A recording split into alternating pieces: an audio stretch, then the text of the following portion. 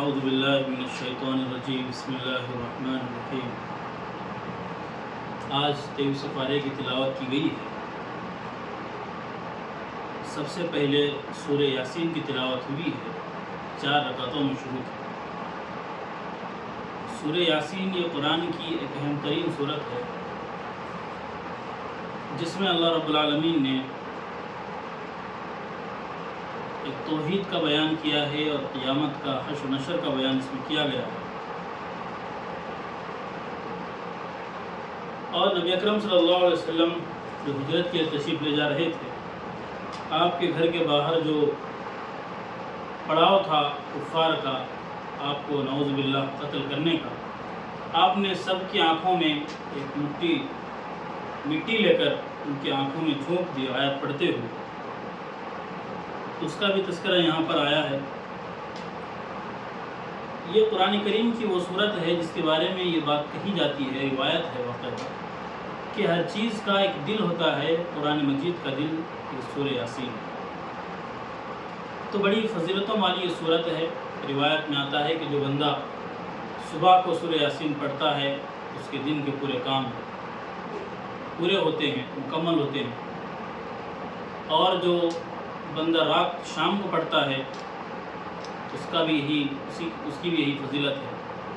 تو فضیلتوں والی یہ صورت ہے، تو ہمیں بھی چاہیے کہ ہم کم از کم دن میں 1 مرتبہ فجر کے بعد اس کی تلاوت کا معمول ہم بنائیں۔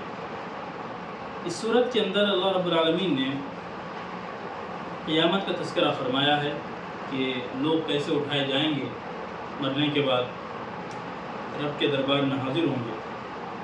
پھر آگے اللہ نے وہ جو میدان محشر ہوگا، حساب و کتاب ہو رہا ہوگا، تو وہاں پر کیا صورتحال ہوگی اس کو بیان فرمایا یہاں پر، کہ اس دن انسان کی اعضاء گواہی دیں گے، زبان پر اللہ مہر لگا دیں گے، انسان کی اعضاء انسان کے خلاف گواہی دیں گے اگر اس نے گناہ کیا ہو۔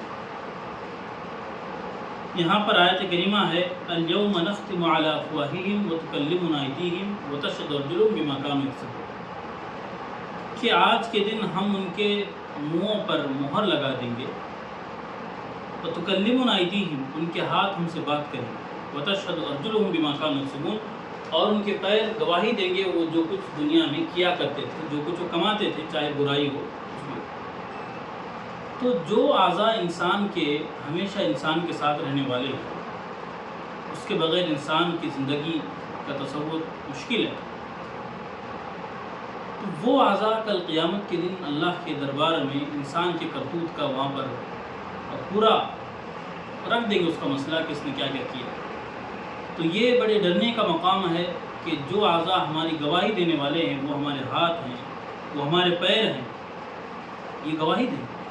اسی لیے ہم ہاتھ کا استعمال صحیح کریں اور پیر کا استعمال صحیح کریں، انہی چیزوں کی طرف چل کر جائیں جن میں اللہ کی رضا ہے، جن میں اللہ کی نافرمانی ہے، وہاں سے مکمل طور سے ہم بچیں۔ اس کے بعد آگے سورہ صافات کی تلاوت ہوئی۔ سورۃ الصافات میں بہت سے انبیاء کا اللہ نے تذکرہ فرمایا، تو وہیں پر حضرت یونس علیہ السلام کا اللہ نے بطور خاص تذکرہ فرمایا ہے۔ اور یونس علیہ السلام کے تعلق سے بات مشہور ہے کہ مچھلی کے پیٹ میں تھے، اسی لیے آپ کو وزن نون بھی کہا گیا، نون مچھلی کو کہتے ہیں۔ تقریباً 40 دن تک مچھلی کے پیٹ میں آپ رہے۔ اللہ رب العالمین نے ایک بات کی طرف اشارہ یہاں پر دلایا ہے کہ اگر یونس علیہ السلام تسبیح کرنے والے نہ ہوتے، آیت کریمہ کا ورد کرنے والے نہ ہوتے، تو پھر وہ قیامت تک مچھلی کے پیٹ میں رہتے۔ لَلَبِثَ فِي بَطْنِهِ إِلَىٰ يَوْمِ فَلَوْلَا أَنَّهُ كَانَ مِنَ الْمُسَبِّحِينَ لَلَبِثَ فِي بَطْنِهِ إِلَىٰ يَوْمِ يُبْعَثُونَ، کہ اگر وہ تسبیح کرنے والوں میں سے نہ ہوتے تو قیامت تک وہ مچھلی کے پیٹ ہی میں رہتے۔ تو وہ کون سی آیت ہے جو حضرت یونس علیہ السلام نے جس کا ورد مچھلی کے پیٹ میں رہ کر کیا تھا؟ تو 17ویں پارے میں سورۃ الانبیاء میں ہمیں آیت ملتی ہے لا الہ الا انت سبحانک انی کنت من الظالمین۔ یہ وہ آیت کریمہ ہے جس کا ورد حضرت یونس علیہ السلام مچھلی کے پیٹ میں کیا کرتے تھے، اور اسی کی بدولت اللہ نے آپ کو مچھلی کے پیٹ سے واپس نکلوایا۔ اب یہاں پر مفسرین نے ایک بات یہ لکھی ہے کہ جس بندے کے گھر میں مصیبت ہو، پریشانی ہو، بندے کی زندگی میں کچھ پریشانی آئی ہے، تو بندہ اس آیت کریمہ کا ورد رکھے، زیادہ سے زیادہ اس آیت کریمہ کو اپنی زبان پر لائے، اس کا زیادہ سے زیادہ ورد کرے۔ اس کا فائدہ یہ ہوگا کہ اللہ کی ذات سے قوی امید ہے کہ کچھ افاقہ ہوگا، مصیبت ہے کچھ کم ہو جائے گی یا ختم ہو جائے گی، جو پریشانی ہے ختم ہو جائے گی یا کم ہو جائے گی، کچھ نہ کچھ انشاءاللہ اللہ کی ذات سے امید ہے کہ ہوگا۔ جیسے اللہ رب العالمین نے حضرت یونس علیہ السلام کے ساتھ معاملہ فرمایا تھا، انشاءاللہ وہ دور نہیں ہے کہ اللہ کی ذات سے یہ ضرور امید رکھنی چاہیے کہ وہ چیز ہمیں کیا ہوگی، مصیبت و پریشانی دور ہوگی۔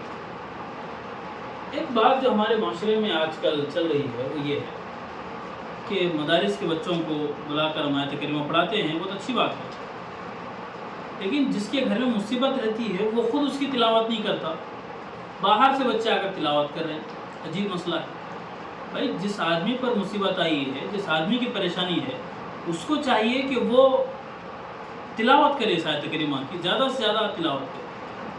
ہاں بچوں کو بلا رہے، ٹھیک ہے، بچوں کے ساتھ خود بیٹھ جاؤ، مدارس کے طلباء کے ساتھ وہ خود بیٹھ جا اور خود بھی اس کی تلاوت کرے، تو بات سمجھ میں آتی ہے۔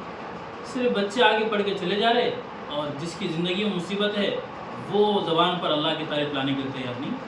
کھانا پلانا کو ہم نے عبادت سمجھ لیا ہے، لیکن پڑھنے کو ہم نے بات نہیں سمجھا۔ کھانا پلانا ٹھیک ہے، اچھی بات ہے، لیکن اب ہماری زندگی میں مشکل آئی ہے، مشکلات آئی ہے، پریشانی آئی ہے، تو ہمیں آگے بڑھ چڑھ کر اللہ کے سامنے یہ بتانا چاہیے کہ اللہ ہم نے اپنے آپ پر ظلم کیا۔